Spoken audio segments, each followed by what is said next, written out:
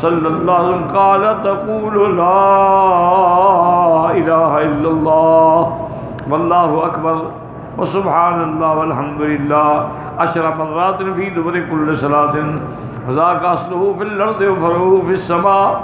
اس روایت مبارک میں آتا ہے، حضرت قتادہ روایت فرماتی ہے کہ ایک آدمی حضور کی خدمت میں آیا اور اس نے کہا یا رسول اللہ ذهب اہل الدثور بالاجور، کہ دنیا والے سارا ثواب لے گئے، ہم فقیر غریب کیا کر سکتے ہیں؟ وہ خیرات کرتے ہیں، زکوٰۃ دیتے ہیں، لوگوں کی مدد کرتے ہیں، ہم تو خود محتاج ہیں، تو ہم تو ان کے ثواب کو نہیں پہنچ سکتے۔ آپ نے فرمایا اچھا میں تمہیں ایک ایسی بات بتاؤں کہ اگر پیسہ ایک دوسرے کے اوپر رکھتے جاؤ آسمان تک پہنچ جائے، جو میں تمہیں بتا رہا ہوں وہ اس سے بھی زیادہ بہتر ہے، یعنی اتنا دنیا ہو لیکن اس کے مقابلے پر جو میں بتلا رہا ہوں وہ زیادہ بہتر ہے۔ تو انہوں نے کہا یا رسول اللہ بتلائیں، اور میں کہ لا الہ الا اللہ اللہ اکبر سبحان اللہ والحمد للہ، ہر نماز کے بعد کم سے کم 10 دفعہ یہ کہہ دیا کرو۔ تو یہ وہ کلمات ہیں کہ جن کی بنیاد زمین میں ہیں اور اس کی شاخیں آسمان تک پہنچتی ہیں۔ تو ایک تو ہے نا، یاد رکھو، ایک ہے مسبحات فاطمہ، تسبیحات فاطمہ رضی اللہ عنہا، کہ ایک دفعہ حضور صلی اللہ علیہ وسلم کی خدمت میں کسی غزوے سے فتح ہونے کے بعد مال غنیمت بھی آیا، غلام بھی آئے، کنیزیں بھی آئیں۔ حضور صلی اللہ علیہ وسلم نے فقیروں میں غریبوں میں تقسیم کرنا شروع کیا۔ حضرت علی کو پتہ لگا، علی انہوں نے کہا فاطمہ ایسا کرو، ابا کے پاس جاؤ، اسے کہو ایک کنیز ہمیں بھی تو دے دے، کم سے کم گھر کے مسئلے میں تمہاری مدد تو کریں۔ سارا گھر کا کام جو ہے سیدہ فاطمہ خود فرماتی تھی، چکی پیسنا، جھاڑو دینا، کپڑے سینا، کپڑے دھونا، کھانا پکانا، یعنی آپ کے ہاتھوں میں، اور پانی کے مشکیزیں بھر بھر کے دور سے لانا، سارے داغ پڑ گئے۔ تو بی بی فاطمہ الزہرا نے کہا کہ ٹھیک ہے میں جاتی ہوں، لیکن اتفاق یہ ہے کہ جب سیدہ آئیں تو اس وقت بی بی عائشہ تو موجود تھی لیکن حضور پاک نہیں تھے گھر میں۔ تو سیدہ فاطمہ الزہرا رضی اللہ عنہ نے عرض کیا کہ میں اس لیے آئی تھی، لیکن اتفاق کی بات ہے کہ میری ملاقات نہیں ہوئی، تو آپ میرے ابا سے کہہ دیں کہ میں سارے گھر کی مشقت برداشت نہیں کر سکتی، اب بچے بھی ہو گئے، اولاد بھی ہو گئی، تو ایک کنیز ہمیں بھی تو دے دیں۔ بی بی عائشہ نے کہا کہ ٹھیک ہے آپ جائیں، میں عرض کر دوں گی۔ حضور صلی اللہ علیہ وسلم جب تشریف لائے تو بی بی عائشہ نے بتلایا کہ سیدہ فاطمہ آئی تھی اور انہوں نے یہ درخواست کی ہے۔ حدیث میں آتا ہے کہ بی بی عائشہ فرماتی ہے مقام رسول اللہ، حضور اسی وقت اٹھ کھڑے ہوئے اور سیدھا بی بی فاطمہ کے گھر میں تشریف لائے۔ اللہ پاک آپ کو بھی مجھے بھی ہر مسلمان کو مدینہ پاک کی حاضری نصیب فرمائے، اور یہ بھی دعا کیا کرو کہ ادب سے نصیب فرمائے۔ اگر ادب نہ ہو تو پھر بہتر ہے کہ آدمی سامنے جانے کی جرت نہ کرے۔ اگر آدمی کے اعمال خراب ہیں، شکل انگریزوں کی بنا رکھی ہے، پھر بہتر ہے کہ نہ جائے۔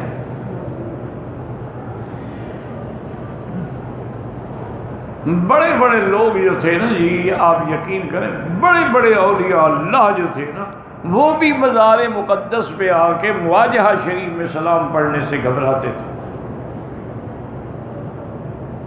کہ کیا منہ لے کے جاؤں، کون سے میرے اعمال ہیں کہ اب حضور کے سامنے بھی کھڑا ہو جاؤں۔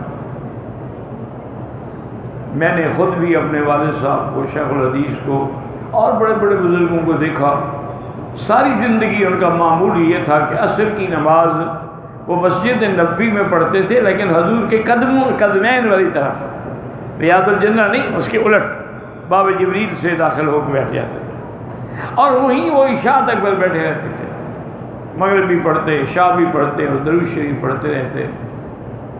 اور جب آنا ہوتا یا جانا ہوتا، جب سامنے جا کے سلام پڑھتے، روز نہیں پڑھتے، بس درود شریف پڑھتے۔ تو اب اللہ نصیب کرے تو ایک حضور کا وہ مقام ہے جو بی بی عائشہ کا حجرہ ہے حضور کی جہاں مزار ہے، اس کے ساتھ ہی تھوڑے سے فاصلے پر جو ہے جہاں لوگ بی بی فاطمہ پہ کھڑے ہو کے سلام پڑھتے ہیں، یہ بی بی فاطمہ کی قبر نہیں ہے، یہ بی بی فاطمہ کا گھر ہے۔ بی بی فاطمہ رضی اللہ عنہ کی قبر تو جنت البقیع الغرقد میں ہے۔ اب یہ گھر چونکہ اتنا قریب ہے تو حضور آ جاتے تھے بی بی صاحبہ کے گھر میں، بی بی صاحبہ بھی آ جاتی تھی حضور کے گھر میں۔ تو سیدہ فاطمہ الزہرا رضی اللہ تعالی عنہ فرماتی ہیں کہ عین گرمی کا وقت تھا اور حضور ہمارے گھر میں آئے تو ہم لیٹے ہوئے تھے، حضرت علی بھی میں بھی ایک ہی وہاں کون سے کوئی بیڈ بچھے ہوئے تھے، ٹاٹ کا کپڑا تھا، بچھا دیتے تھے یہ بستر ہے۔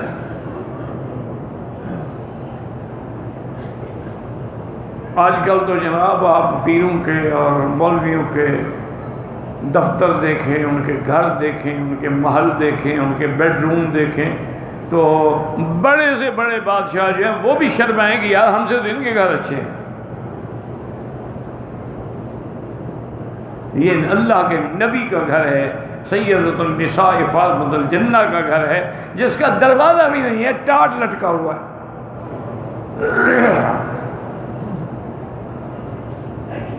اور آرام کرنے کے لیے کیا ایک ٹاٹ بچھا ہوا، دوہرا کر دیا بستر بن گیا، کھلا کر دیا تو قالین بن گیا۔ کہتے ہیں ہم لیٹے ہوئے تھے، حضور آئے اور اس وقت حضور نہیں آتے تھے کیونکہ کچھ اوقات ایسے ہیں کہ کسی کے گھر میں نہیں جانا چاہیے۔ ثلاث عورات لکم، اللہ نے قرآن میں بھی منع فرمایا کہ اولاد کو بھی نہیں جانا چاہیے ماں باپ کے کمرے میں۔ ایک تو دوپہر کے کیلولے کے وقت میں نہیں جانا چاہیے، رات کے بعد نہیں جانا چاہیے، کیوں ہو سکتا ہے میاں بیوی کے سال میں ہیں۔ بعد العشاء بھی نہیں جانا چاہیے۔ لیکن حضور جب آئے تو بیوی فرماتی ہے ہم اٹھنے لگے، فرمایا اللہ رسلکم، جیسے لیٹے ہو لیٹے رہو۔ بی بی فرماتی ہے ہم نے اتنا کیا کہ حضرت علی ذرا ادھر ہو گئے، میں ذرا ادھر ہو گئی، حضور ہمارے درمیان میں آ کے بیٹھ گئے۔ فَوَجَدْتُ بَرْدَ رِجْلَيْهِ عَلَى صَدْرِي، حضور کے پاؤں جو تھے نا میرے سینے کو لگ رہے تھے تو اس کی ٹھنڈک مجھے محسوس ہو رہی تھی۔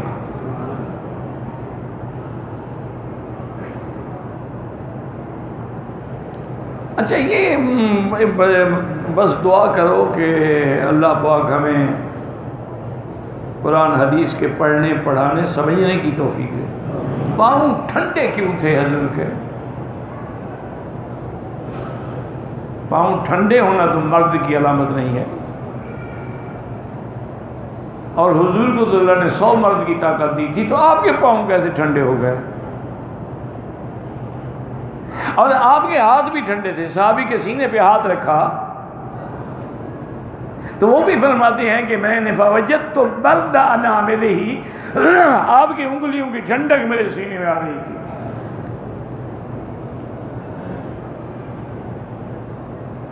تو یاد رکھیں کہ یہ ٹھنڈک وہ دنیا والی ٹھنڈک نہیں تھی، اللہ نے حضور کو جنت والی صفات سے نوازا تھا۔ وہ چونکہ رحمت تھے تو ہر چیز رحمت تھی، وہاں تو غضب تھا ہی نہیں نا، پھر غضب کا کیا معنی ہوا؟ آپ مجسمہ رحمت تھے، سراپا رحمت تھے، وجود بھی رحمت، قول بھی رحمت، فعل بھی رحمت، اعمال بھی رحمت، اس لیے آپ کے پاؤں مبارک جو تھے وہ ٹھنڈے تھے۔ اور جس کو حضور کے پاؤں لگ جائیں گے ان کو بھی جنت کی ٹھنڈک مل جائے گی۔ فرمایا بی بی فاطمہ مجھے پتہ لگا ہے تم میرے گھر آئی تھی، لیکن آپ سے پہلے اصحاب بدر کو میں نے وہ ساری کنیزیں اور غلام تقسیم کر دیے ہیں، کوئی بچا نہیں۔ اگر بچا ہوتا تو میں آپ کو بھی دیتا، لیکن میں تمہیں غلاموں سے بہتر چیز عطا کرتا ہوں۔ تو بی بی نے فرمایا ٹھیک ہے۔ فرمایا ایسا کرو، ہر نماز کے بعد سبحان اللہ 33 بار الحمدللہ 33 بار، اللہ اکبر 34 بار، اور ایک دفعہ لا الہ الا اللہ وحدہ لا شریک لہ لہ الملک ولہ الحمد یحیی ویمیت وہو علی کل شیء قدیر۔ یہ پڑھ لیا کرو، یہ خادموں سے اور کنیزوں سے اور سب سے تیرے لیے زیادہ افضل ہے۔ اللہ تمہیں جنت میں دیں گے ہر نعمت۔ تو بی بی فاطمہ فرماتی ہے میں نے کہا رضیت باللہ ربا وبالاسلام دینا وبمحمد نبیا، حضور میں راضی ہوں۔ تو یہ تو ہے تسبیحات فاطمہ۔ یہ اور چیز ہے کہ اس کے علاوہ ہر نماز کے بعد 10 دفعہ پڑھا کریں، سبحان اللہ والحمدللہ اللہ اکبر، اور اس کے بعد حضور صلی اللہ علیہ وسلم لا الہ الا اللہ سبحان اللہ والحمدللہ 10 دفعہ۔ اچھا اسی طرح یہ 10 دفعہ سوتے ہوئے بھی پڑھا کریں۔ میں اپنے بزرگوں سے، بھائیوں سے، عزیزوں سے گزارش کرتا ہوں، آپ دیکھتے ہیں نا کہ مکے کے لوگ ہیں، مدینے کے لوگ ہیں، خالص جو عرب لوگ ہیں، وہ زیادہ تسبیح شسبیح نہیں پڑھتے، بلکہ بعض تو اس کو بدعت سمجھتے ہیں۔ ان کا وظیفہ پتہ ہے کیا؟ ایک تو فرض نماز کبھی بھی نہیں چھوڑیں گے، کچھ بھی ہو جائے، بڑے سے بڑی فیشنیبل ان کی لڑکی ہو نا جی، بالکل ماڈرن قسمی لڑکی ہو، نماز کا وقت ہے چادر اوپر لمبی پہ اوڑھ کے نماز پڑھے گی، چاہے راستے میں جا رہی ہو، سفر میں ہو، ریت پہ کھڑے ہو کے نماز پڑھے، کوئی نہ ہو خاوند بیوی اپنی جماعت کر لیں گے۔ ایک تو فرض نہیں چھوڑتے، یاد رکھو۔ دوسرا یہ ہے کہ نماز کے دوران میں بھی جتنا ان کو ٹائم ملے یہ قرآن پڑھ لیتے ہیں۔ تو قرآن سے افضل وظیفہ کون سا ہے؟ اور پھر حضور نے جو وظیفے بتائے سبحان اللہ یہ پڑھ لیتے ہیں۔ حضور نے جو دعا بتائی اللہم انت السلام منک السلام یہ پڑھ لیتے ہیں۔ اللہم لا مانع لما اعطیت ولا معطی لما منعت ولا راد لما قضیت ولا ينفع ذا الجد منک الجد یہ پڑھ لیتے ہیں۔ اور سجدے میں یا حی یا قیوم برحمتک استغیث یا مقلب القلوب والابصار ثبت قلوبنا علی دینک یہ پڑھ لیتے۔ وہ جو حضور کے بتلائے ہوئے وظیفے پڑھتے تم سارا دن پڑھتے رہو، ان کا مقابلہ نہیں کر سکتے ہو۔ ایک دن حضور خود آئے اپنے گھر میں بی بی کے گھر میں، تو بی بی صاحبہ آگے گٹھلیاں رکھے ہوئے کچھ پڑھنے میں مصروف تھیں۔ حضور پاک واپس چلے گئے۔ تو قاعدہ یہ مسئلہ یہاں سے سمجھ آیا کہ اگر کوئی آدمی ورد اولاد کر رہا ہے، پڑھ رہا ہے، اس کو جا کے ڈسٹرب نہ کرو، نہ سلام کرو۔ اس کے اور اللہ کے درمیان میں رکاوٹ نہ بنو، اس کا دل اللہ سے جڑا ہوا ہے۔ حضور کافی دیر کے بعد پھر بی بی گھر میں آئے، پھر بی بی پڑھ رہی ہے، پھر حضور باہر چلے گئے، اور کافی دیر کے بعد پھر دیکھو پھر بیوی پھر ذکر میں ہے، اور میں کب سے پڑھ رہی ہو تم؟ انہوں نے کہا حضور آپ تو گھر میں نہیں تھے، تو عشاء کے بعد بیٹھی ہوئی پڑھ رہی۔ فرمایا میں تمہیں چند کلمات بنا دیتا ہوں، تم 3 دفعہ پڑھ لو نا، اس کا ثواب اس سے زیادہ ہوگا جو تم نے آج سارا دن پڑھا ہے۔ انہوں نے کہا حضور بتاؤ سبحان اللہ وبحمدہ عدد خلقہ ورضا نفسہ وزنۃ عرشہ ومداد کلماتہ، بس 3 دفعہ پڑھ لیا کرو، یہ کافی ہے۔ اس لیے ہمیشہ یاد رکھو یہ لوگ سنت کے پابند ہیں، اور یعنی اتنا احتیاط کرتے ہیں، اللہ ان کو جزائے خیر دے، کہ سبحان اللہ یہ بائیں ہاتھ میں تسبیح بھی نہیں پڑھتے، وہ کہتے ہیں کہ بائیں ہاتھ جو ہے وہ ذکر کے لیے نہیں ہے، دائیں ہاتھ ہے ذکر کے لیے۔ ایک شوق ہے، ہم نے بھی دیکھا تھا اپنے حضرت عبدالہادی رحمۃ اللہ علیہ دین پوری، انہوں نے ایک سبز کپڑا تھا باریک سا، وہ لپیٹا ہوتا تھا، اس سے تسبیح پکڑتے تھے۔ کسی خادم نے پوچھا کہ حضرت کیوں؟ فرمایا بھائی گندے ہاتھ ہیں، کیسے تسبیح کو لگاؤں؟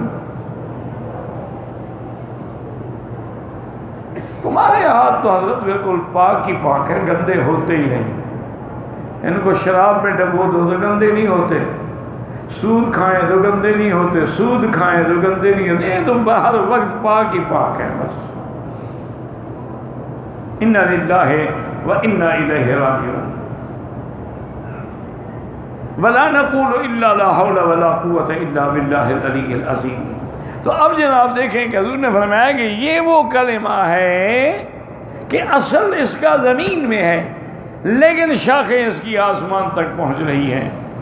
وعن ابن عباس رضی اللہ تعالی عنہ کا شجرۃ طیبۃ قال ہی شجرۃ فی الجنہ، انہوں نے فرمایا اس سے مراد جنت میں ایک درخت ہوگا۔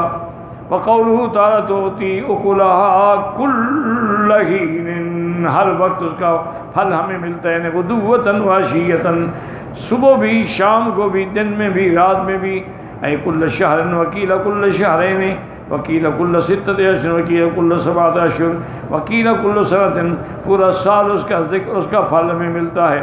والظاہر من السیاق ان المؤمن مثلہ، آپ مفسر فرماتے ہیں کہ سیاق سے ظاہر بات یہی ہوتی ہے کہ مومن جو ہے اس کی مثال ایسی ہے کمثل شجرۃ لا یزال یوجد منها ثمر فی کل وقت من صیف او شتاء او لیل او نہار، اس سے مراد ایک ایسا درخت ہے کہ جس کا پھل ہر زمانے میں ملے، گرمی میں بھی سردیوں میں بھی رات میں بھی دن میں بھی۔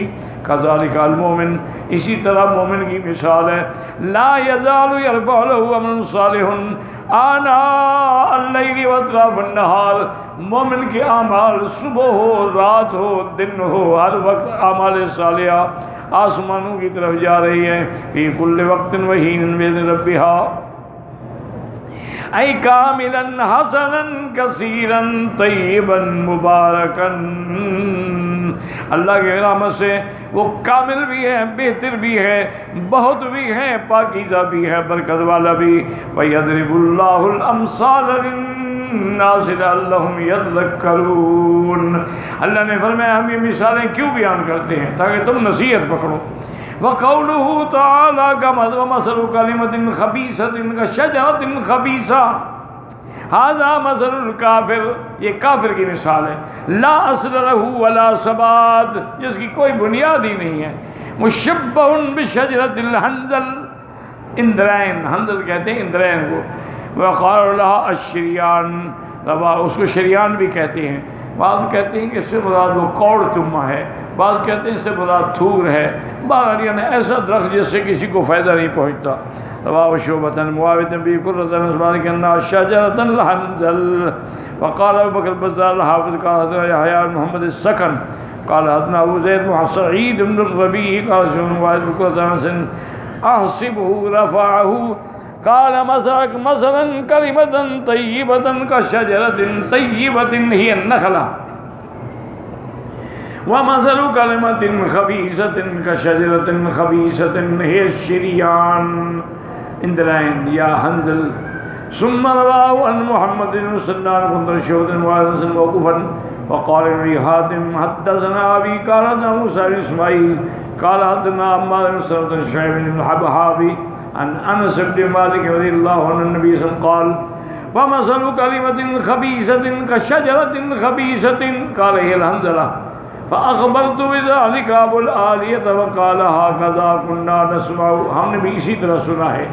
ورواه ابن جرير من حديث عمار بن سنده ورواه ابو يعلى في مسنده بأبسط من هذا فقال حدثنا غسان عن حماد بن شعيب عن انس ان رسول الله صلی اللہ علیہ وسلم اتی بکناء علیہ، بس ایک گوشہ کھجور کا لایا گیا جس پہ کھجوریں بھی لگی ہوئی تھیں۔